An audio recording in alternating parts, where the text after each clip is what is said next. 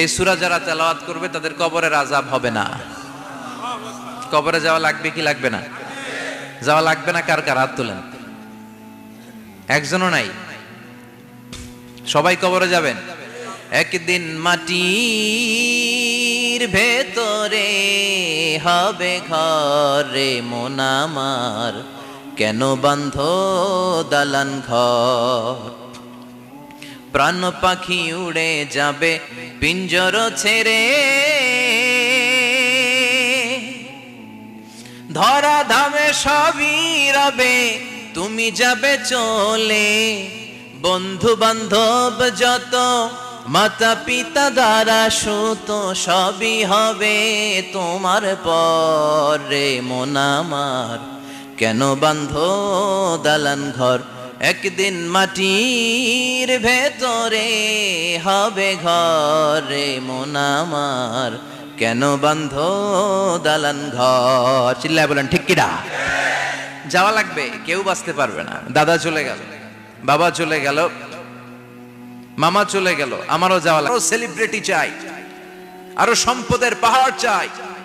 ব্যস্ত, আমরা মহা ব্যস্ত। এত ব্যস্ততা কিসের? স্টপ, থামেন, অনেক হয়েছে, আন না, বসেন, একটু ভাবেন। দাদা চলে গেল, বাবা চলে গেল, মামা চলে গেল, আমাকেও চলে যেতে হবে।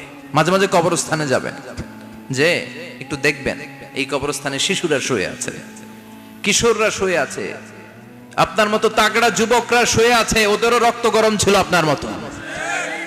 আজ ওরা নাই, সব শেষ। আপনাকেও যেতে হবে। এই কবরে আমাদেরকে যেতে হবেই। কবরের প্রশ্নের উত্তর দিতে হবে। চিল্লায় বলেন ঠিক কিনা? কবরে প্রথম প্রশ্ন করা হবে, মার রব্বুক, তোমার রবের নাম কি? আমাদের রব কে? ওমা দীনুক, তোমার ধর্মের নাম কি? আমাদের ধর্মের নাম কি? বিশ্বনবীর চেহারা দেখিয়ে বলা হবে, এই লোকটাকে তুমি চিনো কিনা? চিনি না আমরা? চাঁদের চেয়ে সুন্দর তুমি, নবী আমার কমলিহি ওয়ালা, দু জাহানের বাদশা তুমি, প্যারা নবী সাল্লাল্লাহু আলা, দু জাহানের বাদশা তুমি, প্যারা নবী সাল্লাল্লাহু আলা, চাঁদের চেয়ে সুন্দর তুমি, নবী আমার কমলিহি ওয়ালা। সুবহানাল্লাহ পড়ে। আমাদেরকে জিজ্ঞেস করা হবে, রব কে? বলবো আল্লাহ। ধর্ম কি? বলবো ইসলাম। এই লোকটারে চিনো নাকি? আমরা বলবো চিনি, আমাদের প্রাণের নবী মুহাম্মদ সাল্লাল্লাহু। তিনটা প্রশ্নের উত্তর করতে পারলে এডিশনাল আর একটা প্রশ্ন, ওমা ইলমুক। এই তিনটা প্রশ্নের উত্তর জানলা কেমনে? নকল করছো নাকি? বাংলাদেশে নকল আছে না নাই? কোথায় নকল করে?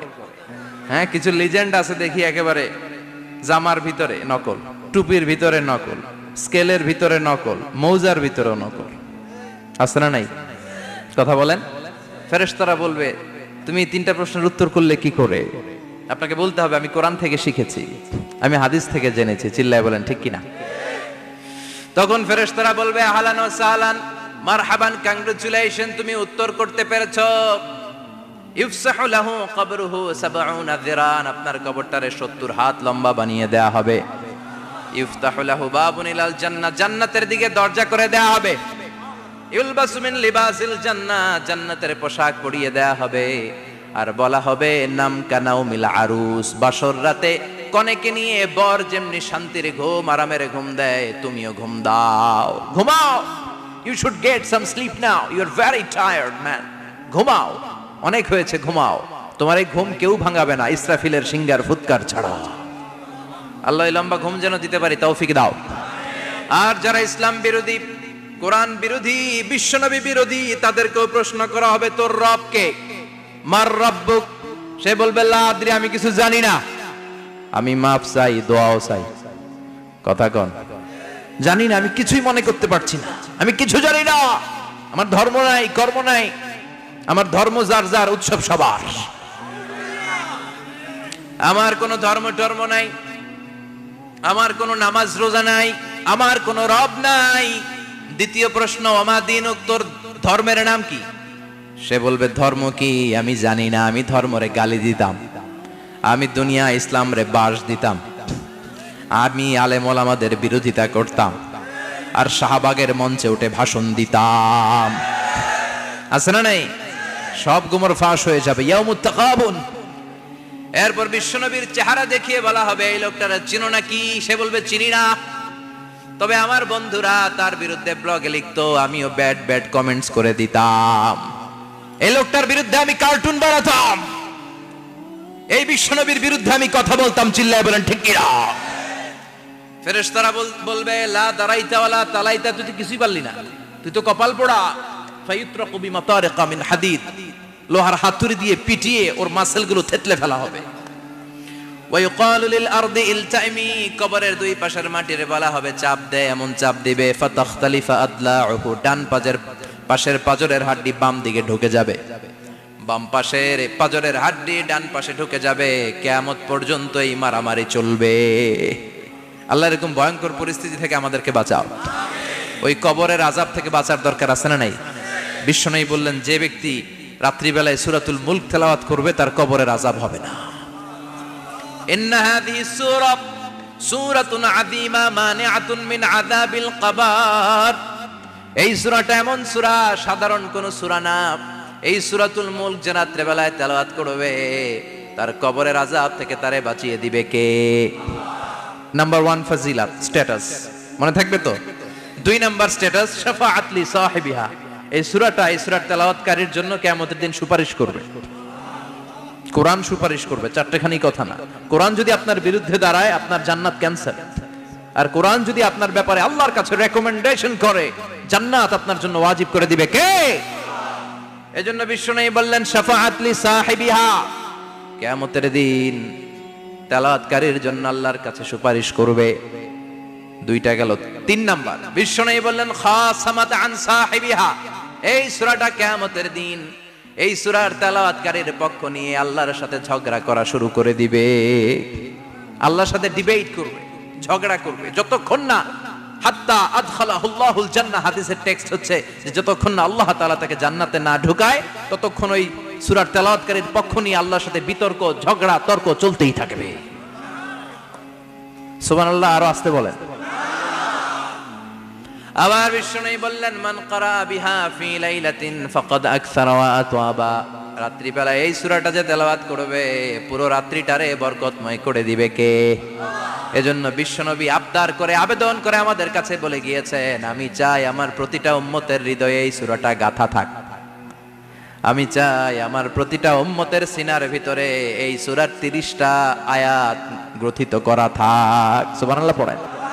মাত্র 30টা আয়াত মুখস্থ করতে রাজি আছেন? 1 মাসে কয়দিন? প্রতিদিন একটা করে আয়াত মুখস্থ করলে এই সূরা মুখস্থ করতে লাগবে কয়দিন? হ্যাঁ, হোমওয়ার্ক, এটা আপনাদের বাড়ির কাজ। যেহেতু ক্লাসে হোমওয়ার্ক দেওয়া যায় না, আরবিতে বলে আল ওয়াজিব আল মানজিলি। আমি গতানুগতিক তাফসীর করি না, আমি সমাজের খুঁতগুলো ধরে ধরে ডিসকাশনের মতো আমি করি। বিভিন্ন জেলায় যে ওখানকার ইয়াংদের সাথেও বসি, কথা বলি, এটাই আমার তাফসীর, এটাই কোরআনের এক্সপ্লেনেশন এন্ড ইন্টারপ্রিটেশন। এতেই মানুষ উপকৃত হয় বেশি। চিল্লা এখন ঠিক কিনা? এটা আপনাদের বাড়ির কাজ, মাইথার দিয়া বাসীদের বাড়ির কাজ। হায়াতে আল্লাহ বাঁচায় রাখলে আবার কখনো দেখা হলে জিজ্ঞেস করবো যে মুলক মুখস্থ হয়েছে কিনা। কে কে মুখস্থ করবেন না হাত তোলেন। সবাই করবেন। এবার কে কে মুখস্থ করবেন হাত তুলে আমার না আল্লাহর দেখান। আল্লাহ তুমি কবুল করো।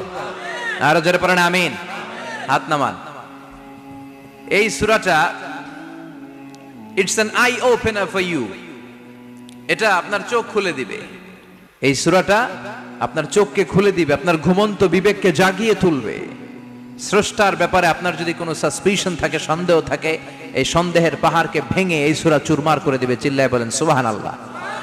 আল্লাহ ডেকে বলে গোলাম, কিছু কিছু নাস্তিক আছে আমারে খুঁজে পায় না, এরকম কপাল পোড়া নাদান নাস্তিক বাংলার জমিনেও আছে না নেই? এরা বলে আনসিন ইজ নাথিং, যেটা দেখা যায় না ওইটা মানি না, বলে না? Do you see the air in the atmosphere?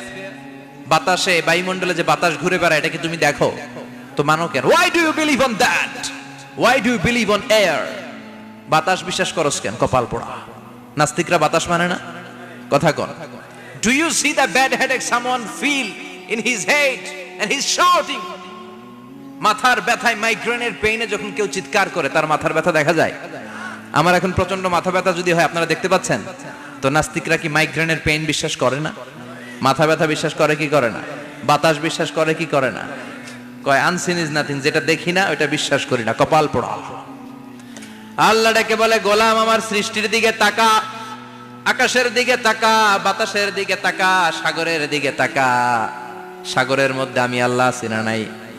বিশাল বড় বড় পাহাড়ের দিকে তাকা, ঝর্ণার দিকে তাকা, ঝর্ণার মধ্যে আমি আছি না নাই? ঝর্ণা ঝর্ণা ঝর্ণা রে, বলনা বলনা বলনা রে, কার বিরহে পাগল পাড়া তুই, কার মিলনে ফুল ফসলে ভরা রে তোর দুকুল বই, কার মিলনে ফুল ফসলে ভরা রে তোর দুকুল বই। ঝর্ণা ঝর্ণা ঝর্ণা রে, বলনা বলনা বলনা রে, কার বিরহে পাগল পাড়া তুই। সুবহানাল্লাহ পড়ে। ঝর্ণার দিকে তাকাও, সাগরের দিকে নজর করে দেখো, বিশাল পাহাড়ের দিকে নজর করে তাকাও, ওই পাহাড়ের মধ্যে আল্লাহরে খুঁজে পাবা। চিল্লায় বলেন ঠিক কিনা? ইমাম আবু হানিফার হাতে হাত রেখে শাহাদা বাক্য পাঠ করেছে। সুবহানাল্লাহ পড়েন।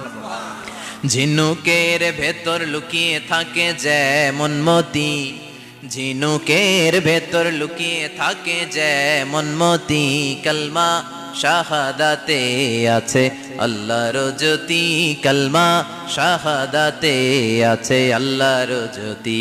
সুবহানাল্লাহ পড়েন। এই জ্যোতি যার হৃদয়ে একবার টাচ করে তার জন্য জান্নাতকে খুলে দেয় কে? এজন্য এই সূরা পড়লে নাস্তিকরা নাস্তিক থাকবে না। নাস্তিকদের জন্য এখানে আল্লাহ মেডিসিন দিয়েছেন, কিছু ডোজ দিয়েছেন। আলহামদুলিল্লাহ পড়েন। এই সূরা থেকে আমরা কিছু সময় কথা শুনবো, শুনতে রাজি আছেন তো? সূরার নাম চিল্লায় বলেন কি নাম? মুলক। মুলক মানে কি? মুলক মানে রাজত্ব, মুলক মানে ক্ষমতা, মুলক মানে পাওয়ার, মুলক মানে কিংডম, মুলক মানে সভরেইনটি। সুবহানাল্লাহ পড়েন। রব্বুল আলামিন বলেন, তাবারাকাল্লাযী বিয়াদিহিল মুলকু ওয়া হুয়া আলা কুল্লি শাইইন কাদির। সুমহান সেই সত্তা যার হাতে ক্ষমতা আর তিনি সব বিষয়ে ক্ষমতাশীল। সুবহানাল্লাহ।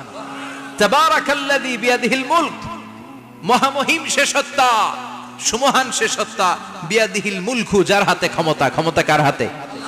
চিৎকার করে বলতে হবে, কার হাতে? নাকি আমাদের হাতে? না সরকারের হাতে, পুলিশের হাতে, র্যাবের হাতে, মাশরাফির হাতে, হিরো আলমের হাতে? ক্ষমতা কার হাতে? ক্ষমতা শুধুমাত্র একজনের হাতে। চিল্লায় বলেন তিনি কে? আল্লাহর হাতে ক্ষমতা, আর তিনি হচ্ছেন সকল ক্ষমতার উৎস, centre of the all powers. সব ক্ষমতার উৎস কে? নাকি জনগণ? আমরা কিন্তু এটাই শিখি, এদেশে আমাদেরকে রাষ্ট্রীয়ভাবে শিখানো হয়, এটা রাষ্ট্রীয় কুফরি। সকল ক্ষমতার উৎস জনগণ নয়, সকল ক্ষমতার উৎস কে?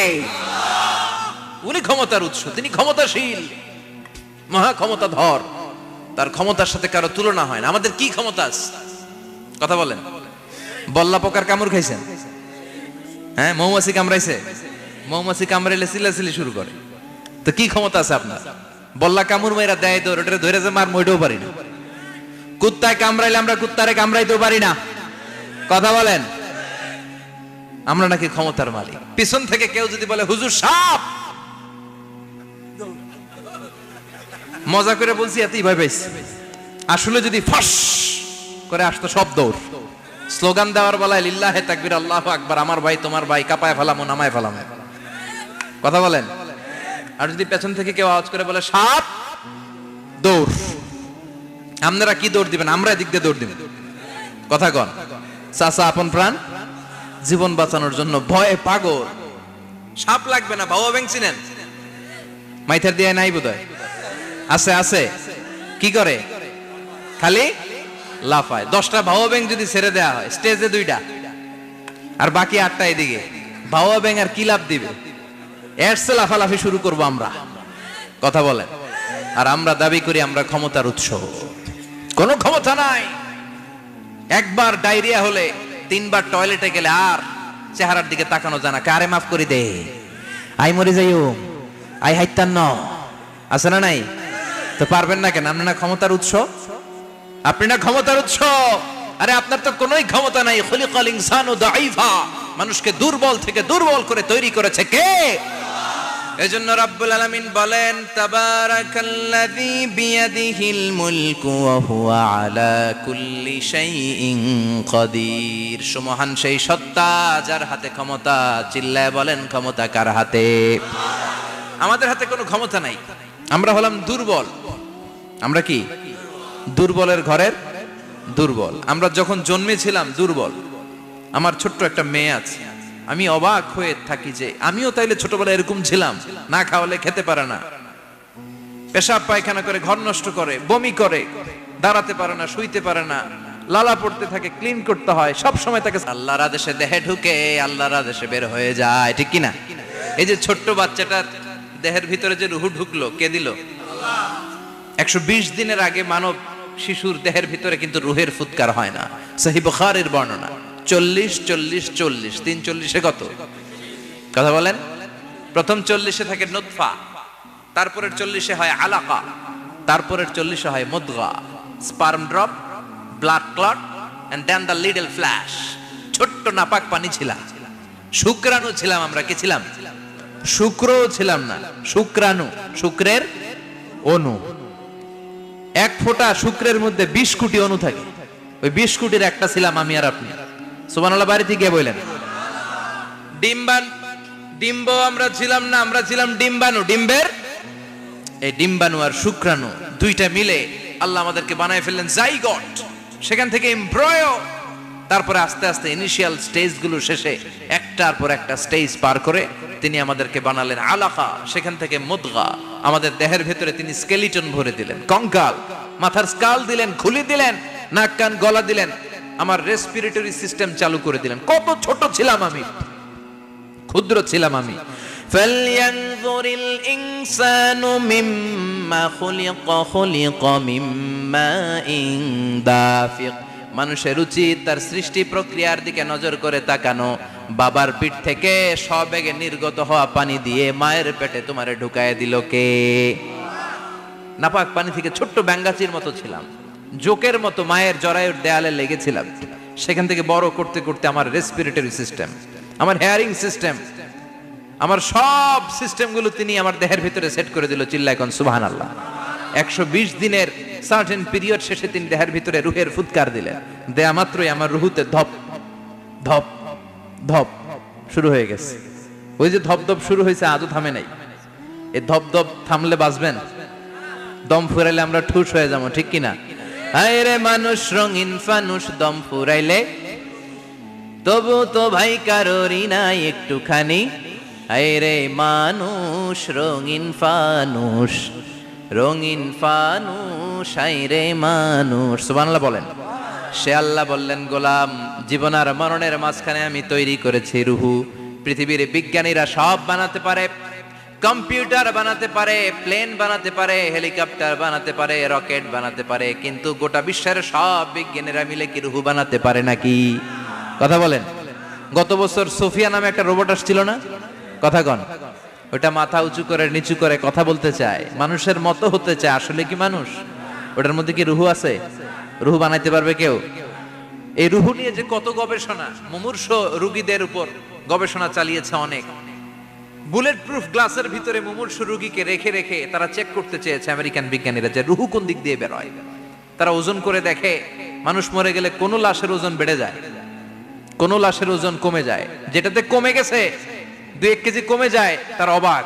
কিরা আগে ছিল 80 কেজি, এখন হইছে 78 কেজি, তার মানে 2 কেজি না, এটাই রুহু। এটাই কি? এটা হচ্ছে গবেষণার ধাপ।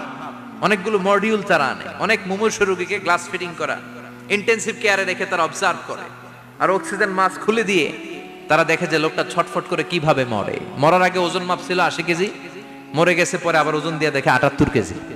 কমছে কয় কেজি? বিজ্ঞানে কয় পাইছি। সবাই কয় কি পাইছো? কয় রুহু। কই পাইলেন? কয় আগে 80, এখন 78, 2 কেজি। রুহুর ওজন কয় কেজি? তো বিজ্ঞানীদের সিস্টেম হচ্ছে যে কোনো একটা বিষয়ের উপর গবেষণা চালালে তারা পূর্ণাঙ্গ ডিসিশনে পৌঁছতে পারে না। They couldn't jump to the final conclusion just on one module, based on one module. They cannot do it. তাদের অনেকগুলো মডিউল আনতে হয়। তারা আবার নমুনা আনলো আরেকটা। মুমূর্ষ রোগী, অক্সিজেন চেম্বার লাগানো, মাস্ক লাগানো, এটা খুলে ফেললে মরে যাবে। বুলেট প্রুফ করা গ্লাসের ভিতরে ঢুকিয়ে এটার ওজন মাপ, এটার ওজন 60 কেজি। এবার মাছ খুলছে ছটফট ছটফট করে, এটা শেষ। এবার মাপ দেখ, এবার মাইপা দেখা গেছে 63 কেজি। কয় কেজি বাড়ছে? এক একটার এক এক সিস্টেম হইতেছে, কোনোটা কমে, কোনোটা বাড়ে, কোনোটা কিচ্ছু হয় না। সবাই কয় তাইলে আপনি রুহু পাইলেন কই? আগেরটা কম ছিল, মনে করছিলেন 2 কেজি কমছে, ওইটাই রুহু, এখন 3 কেজি বাইরে গেছে, মিলাইবেন কি দিয়া? কথা কন। আল্লাহ ডেকে বলে, গোলাম কিয়ামত পর্যন্ত একটার পর একটা মুমূর্ষু রোগীকে বুলেট প্রুফ গ্লাসের ভেতরে ঢুকাতে পারবি, গবেষণা করতে পারবি, মাগার রুহু খুঁজে পাবি না। চিল্লায় বলেন ঠিক কি না? কারণ এই রুহুর মালিক কে? সে আল্লাহ বললেন, আল্লাযী খালাকাল মাউতা ওয়াল হায়াতা লিয়াবলুয়াকুম আইয়ুকুম আহসানু আমালা। জীবন আর মৃত্যু বানালাম তোমাদেরকে পরীক্ষা করার জন্য। পরীক্ষা আছে না নাই? গোটা দুনিয়াটাই পরীক্ষা। আল্লাহ যারে পছন্দ করে বেশি তার পরীক্ষাও। আসাদুন নাসি বালাআন আল আম্বিয়া। এই পৃথিবীতে আল্লাহ সবচেয়ে বেশি বালা মুসিবত দিয়ে পরীক্ষা করেছেন নবীদের। কারণ নবীরা আল্লাহর কাছে কম প্রিয় না বেশি প্রিয়? যেহেতু প্রিয় বেশি, পরীক্ষা। এজন্য মুমিনের উপর যদি পরীক্ষা আসে, মুমিনের উপর যদি অত্যাচার আসে, মুমিনের উপর যদি ধৈর্যের পরীক্ষা আসে, জেল জরিমানা আসে, মুমিন ওইটারে ভয় পায় না। মুমিন ভয় পায় একজনকে। চিল্লায় বলেন তিনি কে? কারণ আল্লাহর ঘোষণা, ওয়ালা তাহিনু ওয়ালা তাহজানু। ঘোষণাটা কার? ভয় নাই, তোদের চিন্তা নাই। আনতুমুল আ'লাউনা ইন কুনতুম মুমিনিন। তোমরাই বিজয়ী হবা যদি মুমিন হও। যদি মুমিন হও। এজন্য ধৈর্যের পরীক্ষা দিতে হবে, আল্লাহর উপর তাওয়াক্কুল করতে হবে, অত্যাচার আর জুলুম আল্লাহর নামে সহ্য করে যেতে হবে। চিল্লায় বলেন ঠিক কি না? কারণ মুসলিমের সাথে আল্লাহ থাকে। মুসলিমের বদদুয়াকে বিশ্বনবী ভয় করতে বলেছেন। কারণ মুসলিমের বদদুয়ার মাঝে আর আল্লাহর মাঝে পর্দা থাকে। যারা দুনিয়ার বুকে জুলুম করে তাদেরকে ক্ষমতার মসনদ থেকে নামিয়ে দেয় কে? আর যারা মজলুম হয়, যাদের রক্ত দিয়ে জমিন ভেজে, তাদেরকে জমিনের ক্ষমতা দিয়ে দেয় কে? আর যারা রক্ত ঝরায়, ইতিহাস বলে তারা শেষ পর্যন্ত প্রাণ আর জান নিয়ে পালাবার জায়গাটা পায় না। চিল্লায় বলেন ঠিক কি না? এজন্য মুমিন খুব ভালো করে জানে, রাত্রি যত গভীর হয়, সুবহে সাদিকের সময় কাছে আসতে থাকে। গর্ভবতী নারীর পেটের জ্বালা যন্ত্রণা, ব্যথার পেইন যত বাড়ে, নতুন মেহমান আগমনের সময় কাছে আসতে থাকে। তেমনি ইসলামের পক্ষের শক্তির উপর যদি অত্যাচার, অনাচার, স্টিম রোলার বেড়ে যায়, এটা প্রমাণ করে ইসলামের বিজয়ের সময় কাছে আসতে শুরু করেছে। চিল্লায় বলো ঠিক কি না?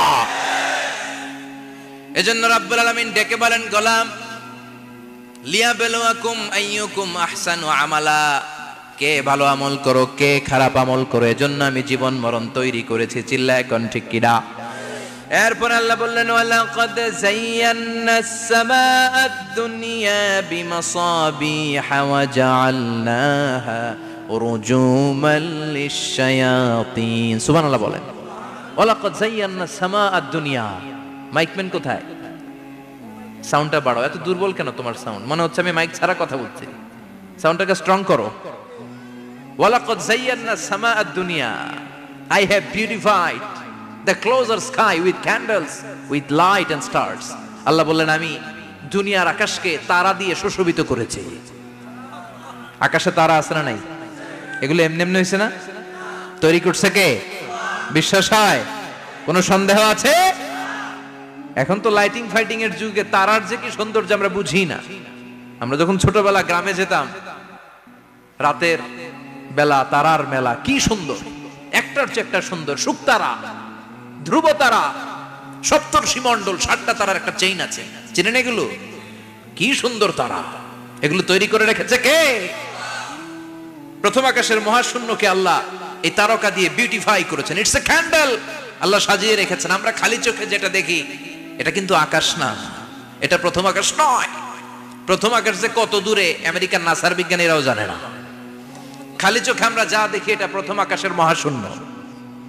এর অনেক অনেক অনেক উপরে প্রথম আকাশ। এরপরে দ্বিতীয় আকাশের মহাশূন্যের স্তর শুরু, এরপরে দ্বিতীয় আকাশ, তারপরে তৃতীয় আকাশের মহাশূন্যের স্তর শুরু, তারপরে তৃতীয় আকাশ। একটার চেয়ে আরেকটা বড়। প্রথম আকাশের চেয়ে দ্বিতীয় আকাশ কত বড় বলি? আপনার হাতের আংটিটা যদি সাহারা মরুভূমিতে আপনি ছুঁড়ে ফেলে দেন, পুরো মরুভূমির তুলনায় আংটি যত ছোট, আল্লাহর দ্বিতীয় আসমানের তুলনায় আল্লাহর প্রথম আসমানটা ঠিক তত ছোট। একটা একটার চেয়ে একটা বড়, একটার চেয়ে একটা বড়। এই সূর্য দেখে আমরা অবাক হয়ে যাই। 9,30,00,000 মাইল দূরে, এই পৃথিবীর চেয়ে 13 লক্ষ গুণ বড়। এটার সানশাইন, আলো আসতে পৃথিবীতে 8 মিনিট 18 সেকেন্ড লেগে যায়। আমরা মনে করছি সূর্যই বড়। আমরা বসে আছি মাইথার দিয়াতে, তাই না? এই জায়গাটার নাম কি? মাইথার দিয়া। কি খালি এতটুকু প্যান্ডেলের সমান? কত বড় মাইথার দিয়া! এই পুরো মাইথার দিয়া কোন থানায় পড়ছে? দাউদকান্দি। দাউদকান্দি হচ্ছে কুমিল্লার 16টা থানার একটা, ঠিক কিনা? 16 থানা মিলে কুমিল্লার একটা জেলা। এরকম কয়টা জেলা আছে? 64 জেলা। এই 64 জেলা মিলে আমাদের সুজলা সুফলা শস্য শ্যামলা ডিজিটাল বাংলাদেশ। কথা কন। আর বাংলাদেশ হচ্ছে পৃথিবীর সবচাইতে বড় দেশ। হ্যাঁ, 64 জেলা, এরপরে ছোট। যাদের অ্যাটলাস ম্যাপ নিয়ে যাদের ধারণা আছে তারা দেখবেন বাংলাদেশ এই শব্দটা লেখার জায়গাও আমরা পাই না। মানচিত্রে বাংলাদেশ শব্দটা লেখার জায়গা পায় না। বিআরএ উঠে যায় ইন্ডিয়ার উপর, আর ডিএসএইচ উঠে যায় আবার ইন্ডিয়ার উপর। মাঝখানের দুইটা অক্ষর বাংলাদেশের উপরে পড়ে। চিল্লায় বলেন ঠিক কিনা? কত ছোট দেশ। পাশের ইন্ডিয়া 20-25 গুণ বড়। ইউরোপ আমেরিকার অনেক দেশ আছে, আমেরিকাই বাংলাদেশের চেয়ে শতগুণ বড়। কানাডা কয়েকশো গুণ বড়, রাশিয়া কয়েকশো গুণ বড়। এরকম প্রায় 200 দেশ নিয়ে পৃথিবীর স্থলভাগ, আর 70% হচ্ছে শুধু পানি। এই সব মিলে আমাদের এই পৃথিবী। আর এত বড় পৃথিবীর চেয়েও নাকি সূর্য 13 লক্ষ গুণ বড়। তার মানে সূর্যই বড় না, সূর্যের চেয়ে অনেক বড় তারা আছে। সূর্যের পরে পৃথিবীর সবচেয়ে কাছের যে তারা বা স্টার, ওটার নাম হচ্ছে প্রক্সিমা সেন্ট্রাই। নাম কি? প্রক্সিমা সেন্ট্রাই। এরপরে আলফা সেন্ট্রাই এ, আলফা সেন্ট্রাই বি, ইটা ক্যারিনা, বেটেলজিউস। এরকম একটার পর একটা তারা। যেই সূর্য পৃথিবীর চেয়ে 13 লক্ষ গুণ বড়, বেটেলজিউস নামে একটা তারা আছে, ওটা সূর্যের চেয়ে 33 কোটি গুণ বড়। তার মানে কি বেটেলজিউসই সবচেয়ে বড় না? ছোট্ট একটা তারা। এই বেটেলজিউসরে খেয়ে ফেলাইতে পারে এরকম 1000 কোটি গুণ বড় সাইজের তারা আছে না নাই? এরকম কয়েক বিলিয়ন তারা নিয়ে আমাদের গ্যালাক্সি গঠিত। আমাদের গ্যালাক্সি, এটার নাম মিল্কি ওয়ে। এটার নাম কি? আমাদের গ্যালাক্সি। এই গ্যালাক্সিতে আমাদের অবস্থান। এরকম কত হাজার কোটি গ্যালাক্সি আছে আমেরিকার নাসার বিজ্ঞানীরাও জানে না। আমাদের গ্যালাক্সির সবচেয়ে কাছের যে গ্যালাক্সি, ওই গ্যালাক্সিটার নাম হচ্ছে অ্যান্ড্রোমেডা। কি নাম? অ্যান্ড্রোমেডা। আমাদের গ্যালাক্সি থেকে কেউ যদি কাছের গ্যালাক্সি অ্যান্ড্রোমেডাতে যেতে চায়, তার 2.5 মিলিয়ন লাইট ইয়ার্স সময় লেগে যাবে। কথাটা কঠিন হয়ে গেছে, আমি ভেঙে বলি, তারপরে সুবহানাল্লাহ কইেন। আমাদের গ্যালাক্সির নাম মিল্কি ওয়ে। মিল্কি ওয়ে থেকে যদি কেউ অ্যান্ড্রোমেডাতে যেতে যায়, কত সময় লাগবে? 2.5 million light year. Light year মানে আলোকবর্ষ। আলোর গতিতে যদি ছোটা যায়, 2.5 মিলিয়ন মানে হচ্ছে প্রায় 25 লক্ষ। তাহলে পৃথিবীতে সবচেয়ে দ্রুতগামী যে বিষয়টা আবিষ্কৃত হয়েছে সেটা হচ্ছে আলো। এই যে লাইট মারলে যে ছোটে, এই লাইট প্রতি সেকেন্ডে 1,86,000 মাইল বেগে ছুটতে পারে। 1 মিনিটে না, 1 ঘন্টা না, 1 মিনিটে না, 1 সেকেন্ডে আলো চলে যায় কয় mile? 1,86,000। Could you imagine that? আপনি কল্পনা করতে পারেন? তাই তো মাথা নাড়াইতেছেন। এটা কি কল্পনা করা যাবে? আমার তো তার ছিঁড়ে যাচ্ছে। 1 সেকেন্ডে নাকি আলো ছুটে 1,86,000 মাইল বেগে। 1 সেকেন্ড শব্দ কইতে তো 2 সেকেন্ড লাগে। কথা কোন? এর মধ্যে আলো চলে গেছে 1,86,000 মাইল। তো কোন রকেট যদি আপনি পান, যে রকেট দিয়ে সেকেন্ডে 1,86,000 মাইল বেগে রকেটটা ছুটবে প্রতি সেকেন্ডে, খেয়াল করেন, ঘন্টায় না, মিনিটে না, কিসে? সেকেন্ডে। যে রকেটটা সেকেন্ডে 1,86,000 মাইল বেগে ছুটবে, ওই রকেটটা দিয়ে আমাদের গ্যালাক্সি থেকে আমাদের পাশের গ্যালাক্সি অ্যান্ড্রোমেডাতে পৌঁছতে আপনার 25 লক্ষ বছর লেগে যাবে। সুবহানাল্লাহ বাড়িতে গিয়ে বললেন। এরকম বিশাল বিশাল তারা দিয়ে আমাদের আকাশটারে বিউটিফাই করেছে কে? এজন্য আল্লাহ বললেন, ওয়ালাকাদ যায়্যানাস সামাআদ দুনিয়া বিমাসাবিহা ওয়া জাআলনাহা রুজুমান লিশ-শায়াতিন। আমি এই দুনিয়ার আকাশটারে সুন্দর সুন্দর তারকারাজি লাইটের মতো সেটিং করে সুশোভিত করেছি। আবার এই তারকা দিয়ে আমি শয়তানদেরকে প্রহারও করেছি। সুবহানাল্লাহ। শয়তানদেরকে আল্লাহ তারা মেরে আঘাত করে। সুবহানাল্লাহ বলেন।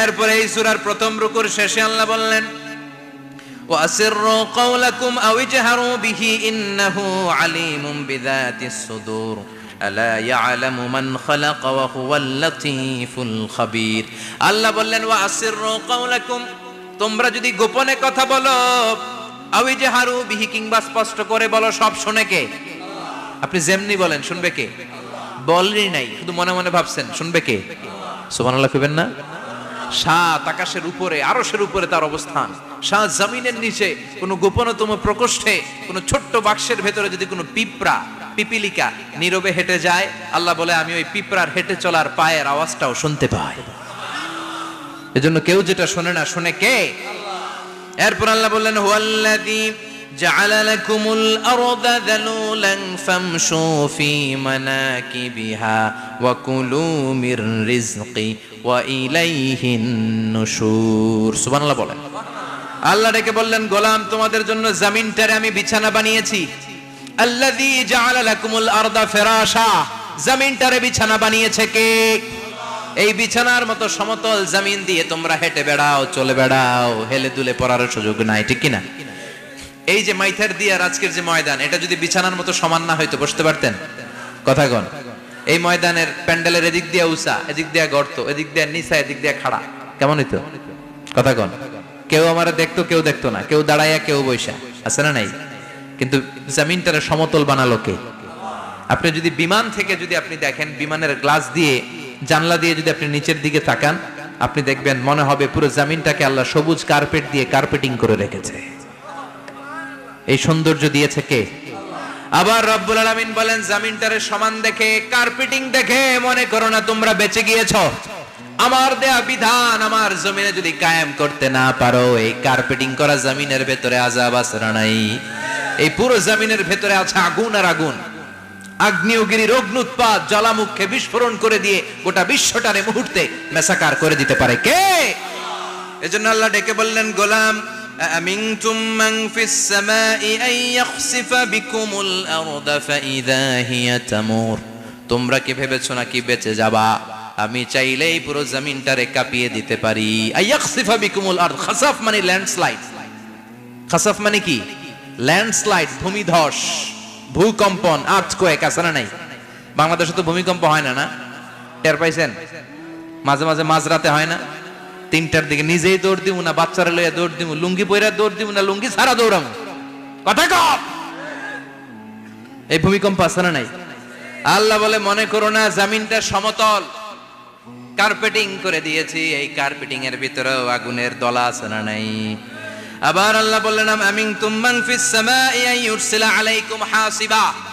নিচে যেমনি কার্পেটিং করা জমিনের ভেতরে অগ্নুৎপাত রেখে দিয়েছি মাথার উপর থেকে আযাব দেওয়ার সুযোগ আছে না নাই চাইলে আল্লাহ অগ্নি বৃষ্টি দিতে পারে আগুন বৃষ্টি দিতে পারে থান্ডার বজ্রপাত দিতে পারে আপনারা লূত আলাইহিস সালামের কওমের নাম শুনেছেন তারা হোমোসেক্সুয়ালিটি সমকামিতা করত ফলে আল্লাহ তাআলা বিশাল এক চিৎকার মেরে সাইয়েদনা জিবরাইলের মাধ্যমে পুরো জমিনটারে শেষ করে দিলেন ফাজআলনা আলিয়াহা সাফিলাহা ওয়া আমতারনা আলাইহিম হিজারাতাম মিন সিজিল তাদের অপকর্মের কারণে জর্ডানের ওই এলাকাটাকে আল্লাহ বললেন জিবরাইল এলাকাটারে হাতে তুলে নে আকাশের উপরে তুলে পুরো এলাকা সহ মানুষ সহ জমিনের মধ্যে গেড়ে দে জমিনের নিচের মাটি উপরে নিয়ে গেল কে উপরের মাটি নিচে নিয়ে গেল কে পুরো জায়গাটা এখন ডেড সি হয়ে গেছে কি সি ডেড সি নাম শুনেন নাই বোধহয় আজকে শুনে রাখেন এটারে বলে মৃত সাগর এটা গজবের জায়গা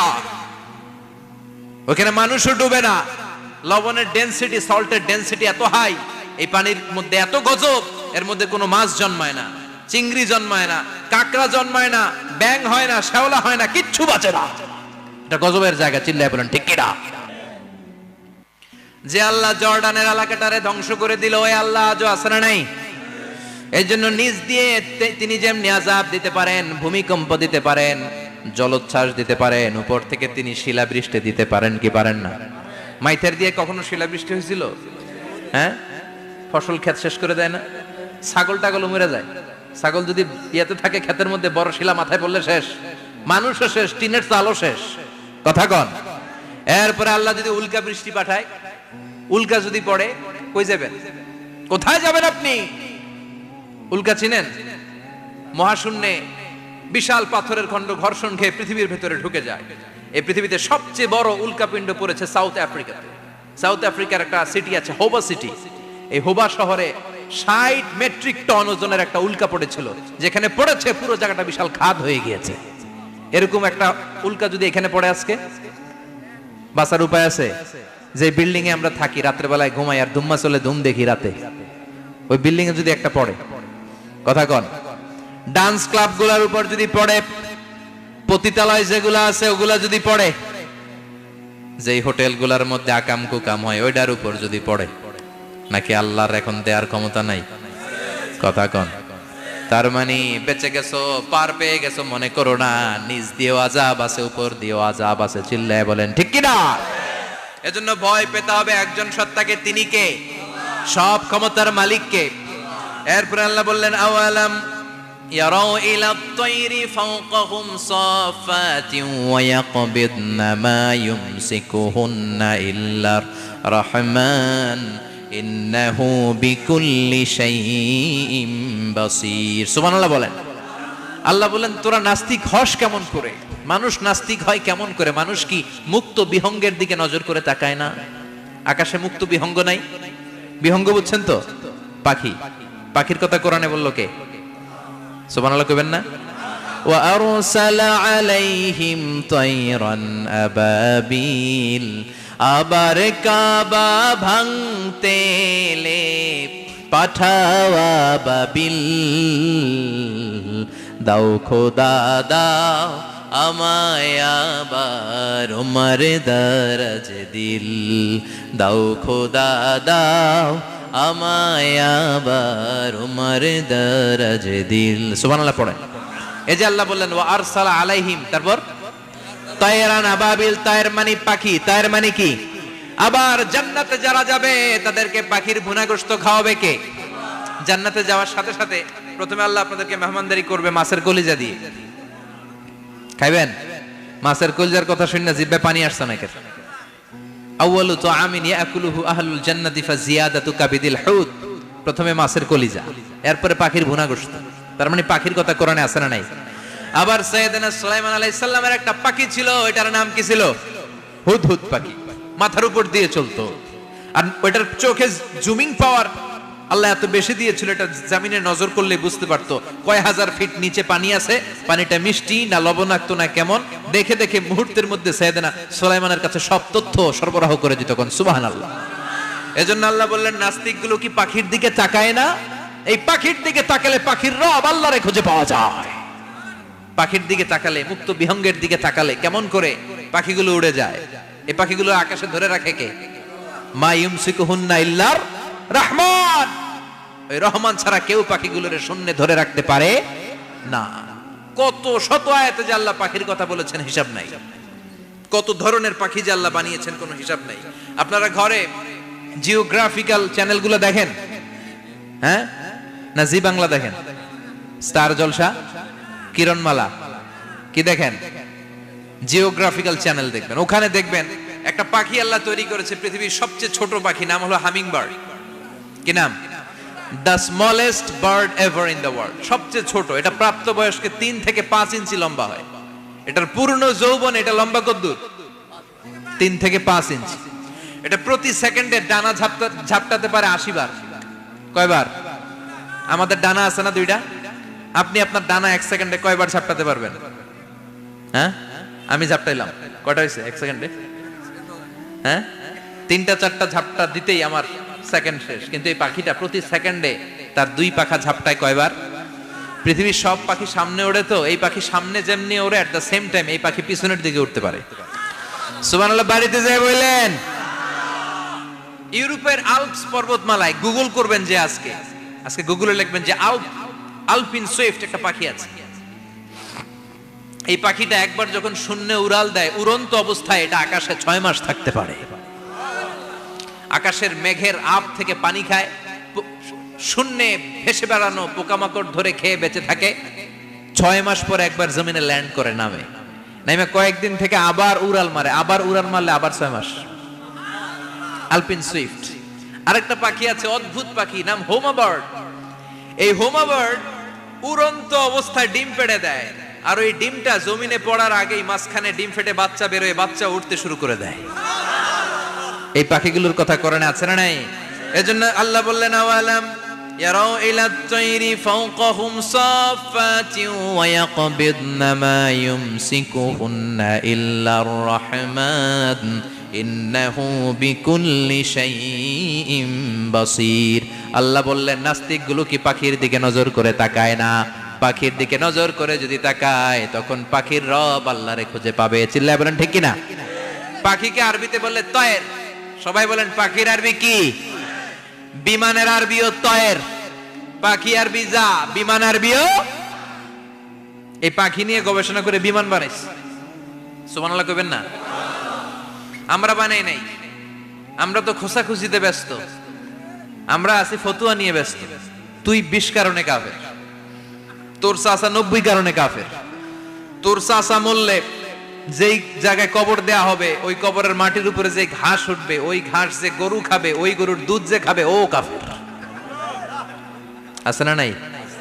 খালি কাফের ফতুয়া দেয় ব্যস্ত। আমরা ফতুয়া নিয়ে রইলাম আর ওরা সব আবিষ্কার করে ফেললো। উইলবার রাইট আর অরভিল রাইট, এই দুই ভাই 1903 সালে এই বিমান আবিষ্কার করেছে এই আয়াতের উপর গবেষণা করে। আওয়ালাম ইয়ারাউ ইলা তাইর, ওরা কি পাখি নিয়ে ভাবে না? আমাদের তো ভাবার সময় নেই, আমরা আছি মদ নিয়ে আর নারী নিয়ে আর জুয়াবাজি নিয়ে। চিল্লায় বলেন ঠিক কিনা? এমন অনেক মন্ত্রীদের হোটেল আছে যেখানে পতিতালয়ের আড্ডাখানা। চিল্লায় বলো ঠিক কিনা? মুসলমান রাজ মদ আর নারী নিয়ে ব্যস্ত, আর ইহুদি খ্রিস্টানরা আমাদের সব ঐতিহ্যকে ধারণ করেছে। উইলভার রাইট অরভিল রাইট গবেষণা শুরু করে দিল। পাহাড়ে শুয়ে শুয়ে দুই ভাই খালি পাখির ছবি আঁকে, কেমনে পাখিগুলো ডানা ঝাপটা মেরে ওঠে, কেমনে নামে। গবেষণা করতে করতে করতে প্লেন বানায় ফেললো 1903 সালে। আজ থেকে 100 বছর আগের স্টোরি শোনাচ্ছি আপনাদের। তখনকার বিমান এখনকার বিমানের মতো ছিল না। আপনি দেখবেন যে শুরুতে বিমান কেমন ছিল। শুরুতে ভাঙ্গাচুরা দুইটা পাখা নিয়ে একটু উড়ে আবার ধপাস করে পড়ে, কিন্তু আশা হারায় নাই, আবার উড়ে ধপাস করে পড়ে। আমেরিকাতে সুবিধা করতে পারেনি। ফ্রান্সের এক কিং তাদেরকে ডোনেট করেছে বিপুল অঙ্কের টাকা দিয়ে। তারা প্রথম ফ্রান্সের একটা শহর থেকে আরেকটা শহরে পৃথিবীর প্রথম প্যাসেঞ্জার প্লেন নিরাপদে ল্যান্ড করেছে। মানুষের উড়ার স্বপ্ন সফল হতে শুরু করলো। এখন বিভিন্ন ধরনের বিমান একটার পর একটা শুরু হয়েছে। এই পৃথিবীর সবচাইতে দ্রুতগামী যে বিমানটা আগে ছিল নাম ছিল কনকর্ড, যাত্রীবাহী বিমান। এটার পরে এখন একটা বাইরে হয়েছে বোম সুপারসনিক। কি নাম? Bomb supersonic. এত স্পিডে চলে, এই মাত্র দেখলেন এদিকে, এরপর দেখবেন নাই ওইদিকে। সুবহানাল্লাহ পড়েন। কি বিশাল বিশাল ডবল ডেকার গুলো নিয়ে শূন্যে উড়াল দেয়। A3 এয়ার বোয়িং A380 বর্তমান পৃথিবীতে সবচেয়ে বড় প্যাসেঞ্জার বিমান। কার্গো বিমান তো এগুলোর 7-8 ডবল বড় হয়। I'm talking about the passenger plane A380। 525 জন যাত্রী নিয়ে এটা শূন্যে উড়াল দেয়। 525 জন যাত্রী, কেবিন ক্রু, পাইলট, বিমানের ওজন, খাবার দাবারের ওজন, ফুয়েলের ওজন, 525 জনের লাগেজ টাগেজের ওজন, এই সব নিয়ে শূন্যে উড়াল দেয়। সুবহানাল্লাহ কইবেন না? এই বিমান আবিষ্কারের আগ পর্যন্ত গোটা বিশ্বব্যাপী সব দেশে দেশে ছিল সেনাবাহিনী আর নৌবাহিনী। বিমান আবিষ্কার হওয়ার সাথে সাথেই শুরু হয়ে গেল বিমান বাহিনী, এয়ার ফোর্স, মিলিটারি। এখন বোম সুপারসনিক বানায়, এখন ড্রোন হামলা করে, এখন মিসাইল হামলা করে, এখন স্যাটেলাইট পাঠায়। আমরাও পাঠাইছি। কি নাম? Bangabandhu satellite. We launching the Bangabandhu satellite channel last year. আমরা বঙ্গবন্ধু স্যাটেলাইটও পাঠাইছি উপরে। সবকিছু পাখির উপর গবেষণা করে হয়েছে। চিৎকার করে বলেন ঠিক কিনা? এজন্য আল্লাহ ডেকে বললেন, গোলাম ওরা কি পাখির দিকে তাকায় না? পাখির দিকে যদি নজর করে একটিবার তাকাতো, নাস্তিক আর নাস্তিক থাকতে পারতো না। এজন্য নাস্তিকদের জন্য সূরার ভেতরে ডোজ আছে, আই ওপেনার আছে। সর্বশেষ আল্লাহ একটা প্রশ্ন দিয়ে এই সূরাটা শেষ করলেন। প্রশ্নটা শুনবেন? শুনবেন সবাই? আল্লাহ বললেন, কুল আরাআইতুম ইন আসবাহা মাউকুম গাওরান ফামান ইয়াতিকুম বিমাইম মাইন। বলো দেখি সবে, শুকাইয়া যদি যায় এই পৃথিবীর পানি, তাহলে হেথায় তটনির ধারা কে দিবে সবারে আনি? কে দিবে আনি? একদিন সকালবেলা ঘুম থেকে উঠছেন, টয়লেটে যাবেন, মুখ ধুবেন, স্কুলে যাবেন, অফিসে যাবেন, কাজে যাবেন, যায় দেখেন টিউবওয়েল চাপতেছেন, পানি নাই। ট্যাপ ছাড়লেন, পানি নাই। চোখের মধ্যে ময়লা, নাকে ময়লা। টয়লেটে যাবেন, পানি নাই। পুকুরে নাইমা দেখেন পানি নাই, বিশাল বিশাল মেশিন বসিয়ে মাটির নিচ থেকে ভূগর্ভস্থ পানি ওঠানোর চেষ্টা করলেন, একটা পানি নাই, এক ফোঁটা পানি গোটা বিশ্বে কোথাও নাই। কে দিব পানি আপনারে? পানি সম্পদ মন্ত্রী দিব, ডোনাল্ড ট্রাম্প দিব, শেখ হাসিনা দিবে? কেউ দিতে পারবে? এক ফোঁটা পানি বানানোর ক্ষমতা আমাদের নয়, ঠিক কিনা? পানির বৈজ্ঞানিক নাম হচ্ছে H2O। কি নাম? এই দেশে H2 নিয়ে কত কথা আছে না নাই? হাইড্রোজেনের দুইটা মলিকিউল, অক্সিজেনের একটা মলিকিউল। এই দুইটা গ্যাস, হাইড্রোজেন আর অক্সিজেন, দুই গ্যাস একসাথে মিলাইলে কি হয়? কথা বলেন। মিঠা নদীর পানি, সুবহানাল্লাহ পড়েন। আল্লাহ বললেন ঘুম থেকে উঠে যদি দেখো পৃথিবীর সব পানিগুলো একেবারে পৃথিবীর নিচে চলে গেছে, কোন মাধ্যম দিয়ে এক ফোঁটা পানির জোগাড় আর বন্দোবস্ত করা যায় না, কে তোদেরকে পানি এনে দিবে? কথা কন। আল্লাহ ছাড়া এক ফোঁটা পানি এনে দেওয়ার মতো ক্ষমতা কারো আছে নাকি? আবার পানি থেকে পৃথিবীর সব কিছুরে বানালো কে? ওয়াজআলনা মিনাল মাই কুল্লা শাইইন হাই আফালা ইউমিনুন। আল্লাহ বললেন পানি থেকে গোটা বিশ্বের সব আমি বানালাম, সব জীবিত জিনিস তৈরি হয়েছে পানি থেকে। এটা কোরআনের কথা, কার কথা? আর ১৫০০ বছর পর বিজ্ঞানীরা এখন বলছে পানি থেকেই সব প্রাণ এসেছে। সুবহানাল্লাহ পড়েন। বিজ্ঞানীদের রিসার্চে এসেছে পৃথিবীর সর্বপ্রথম যে প্রাণীটার উৎপত্তি, এটার নাম নাকি অ্যামিবা। কি নাম? It's a very small unicellular organism in the world. এককোষী শৈবাল অ্যামিবা এসেছে পানি থেকে, ওদের কথা। তারপরে এসেছে জুপ্লাঙ্কটন, ফাইটোপ্লাঙ্কটন, ব্যাকটেরিয়া প্লাঙ্কটন, একটার পর একটা ডেভেলপ করেছে, সব এসেছে পানি থেকে। পানি নাই তো কিচ্ছু নাই। পানি হচ্ছে প্রাণের ব্লুপ্রিন্ট। চিল্লায় বলেন ঠিক কিনা? পানির মধ্যে সব প্রাণের অস্তিত্ব রেখে দিয়েছে কে? আবার ফলের মধ্যে আল্লাহ পানি দিয়ে বললেন আন্না সাবাবনাল মাআ সাব্বা। যেখানে যতটুকু পানির দরকার, রসের দরকার, সব রস দিল কে? ক্ষীরার ভিতরে পানি আছে না নাই? কলার ভিতরে, আপেলের ভিতরে, তরমুজ, তরমুজ তো পুরাই পানি। কথা কন। ডাবের ভিতরে কে দিল? নাকি আমনে বানাইছেন? কেউ বানাতে পারে? এই পানিগুলো দিল কে?